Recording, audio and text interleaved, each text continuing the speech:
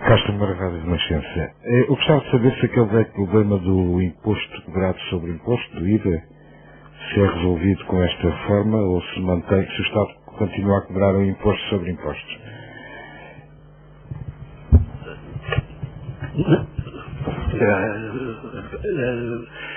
Em relação a essa questão, é discutível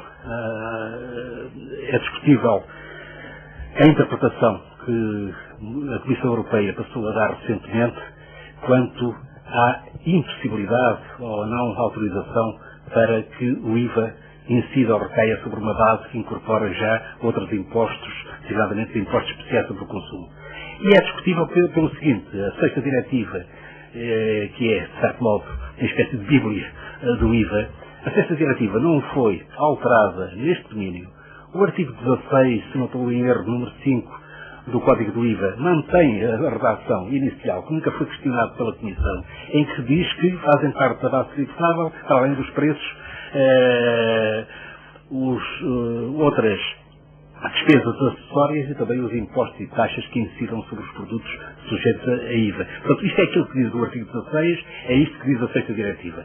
A Comissão, recentemente, acionou um processo de infração à Dinamarca, que tem um imposto automóvel de natureza monofásica, não idêntico ao nosso, e daí que a nossa argumentação tenha sido dizer que os dois casos não são comparáveis, e de qualquer modo, a situação factual neste momento é esta. É evidente que com esta alteração, agora introduzida, com esta mudança, também vamos, de certo modo, num sentido mais próximo do que aquilo que a Comissão pretende. Porque, como sabe, o nosso IVA incide sobre o IA.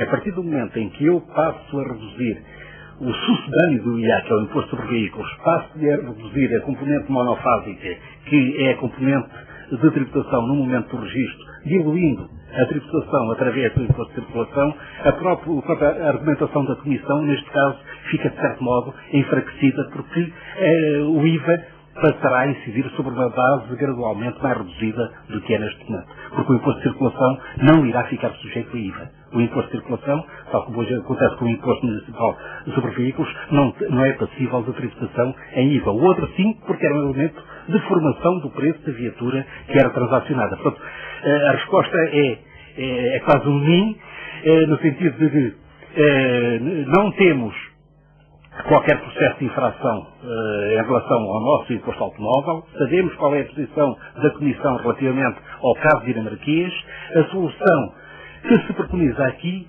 irá também neste domínio no bom sentido, não resolvendo totalmente o problema.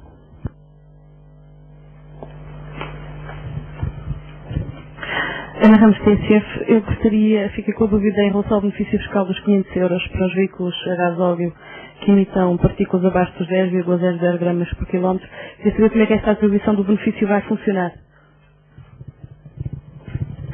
Funciona já, o mecanismo de funcionamento é relativamente fácil, porque quem tiver uma viatura a gasóleo, se for ver o documento automóvel, vê que está lá, no caso das emissões de partículas, está lá indicado qual é o nível, estou a falar dos veículos a gasóleo novos, recentes, está lá indicado qual é o nível de emissões de partículas. Calculamos, isto é em função da recolha que fizemos junto dos operadores, que são registados atualmente em Portugal cerca de 12 mil viaturas que reúnem estas condições. Aquilo que nós pretendemos é que esse número aumente significativamente. Estas 12 mil viaturas, portanto, numa análise estática, equivale a uma despesa fiscal de 6 milhões de euros. Aquilo que nós pretendemos é que esta despesa fiscal aumente, isto é, que o número de viaturas que venham a ser registradas ou matriculadas em Portugal no futuro seja bastante superior. Portanto, se mantiver o mesmo número, seria uma despesa fiscal na ordem dos 6 milhões de euros. É evidente que o benefício é concedido logo quando se vai fazer o pagamento do imposto junto ao Serviço de Aduaneiros. Portanto, procede-se logo ao abatimento deste, é uma espécie de um crédito de imposto que é fruído logo no momento do pagamento.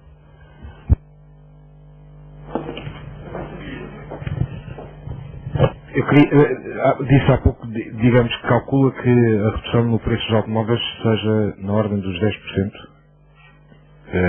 desde já, com a aplicação deste novo sistema de imposto.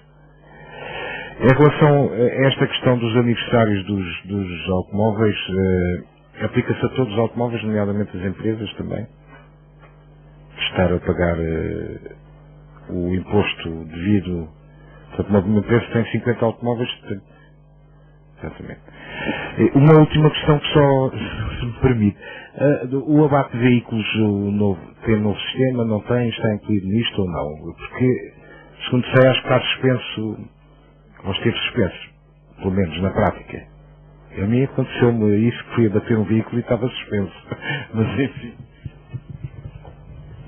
Portanto, iria tentar responder às questões que formulou. Eu queria, em relação à primeira, queria que ficasse muito claro o seguinte: aquilo que eu referi, e foram estes cálculos que foram feitos, quando eu falei em cerca de 90 milhões por ano, para um ano completo, ou 45 para um ano, para meio ano, é em termos médios. Quer dizer, não quer dizer que todas as viaturas reduzam, como eu disse há pouco, os 10%. Não se pode esquecer que aquilo que acontece e aquilo que está subjacente a toda esta proposta é abdicar de 10% em termos médios no primeiro ano, sabendo que estas viaturas passarão a pagar um imposto de circulação ao longo da sua vida útil. Portanto, não é uma perda de receita total. Isto é, há um adiamento, um diferimento na tributação. Portanto, isso penso que não se pode tentar concluir, e espero que isso fique bastante claro, que todas as viaturas passarão, a partir de julho, a ter uma tributação inferior em 10% àquela que tem hoje em dia, em termos médios que se fez em 2007. Portanto, é basicamente essa a questão. Relativamente à questão que colocou dos abates, agradeço-lhe tê-la colocado, porque uma das ideias que está aqui implícita nesta reforma é que o abate de viaturas necessita de ser uma componente fundamental também para complementar aquilo que se vai fazer em relação às viaturas novas. O diploma do abate não foi adiado. Aquilo que acontece é que o diploma foi enviado para promulgação em princípios de janeiro e, portanto, houve um atraso, se podemos considerar atraso não há, porque o prazo que o Sr. Presidente da República tem para promulgar, acho que são 40 dias, se não estou em erro, e, portanto, estava dentro dessa vacância, e, portanto, não há aqui, não foi adiado. Por colocar a questão, que ainda há pouco me foi colocada, porque é que só prorrogaram o diploma do abate de viaturas por um ano? A resposta é muito simples. Se nós fôssemos prorrogar o prazo de abate das viaturas por mais anos, aquilo que iria acontecer é que as pessoas guardavam-se para o último ano do prazo para proceder ao abate. Portanto, aquilo que nos pareceu que era a boa solução era fazer uma prorrogação para evitar este vazio legal e agora sim, em função do novo diploma, vamos construir, em colaboração com o ambiente, condições mais favoráveis para no futuro se proceder a abates de viaturas. Portanto, o objetivo é que não há aqui nenhum vazio, não há aqui a preocupação de esquecer o abate de viaturas. O abate de viaturas é uma peça fundamental para a reforma também da tributação automóvel.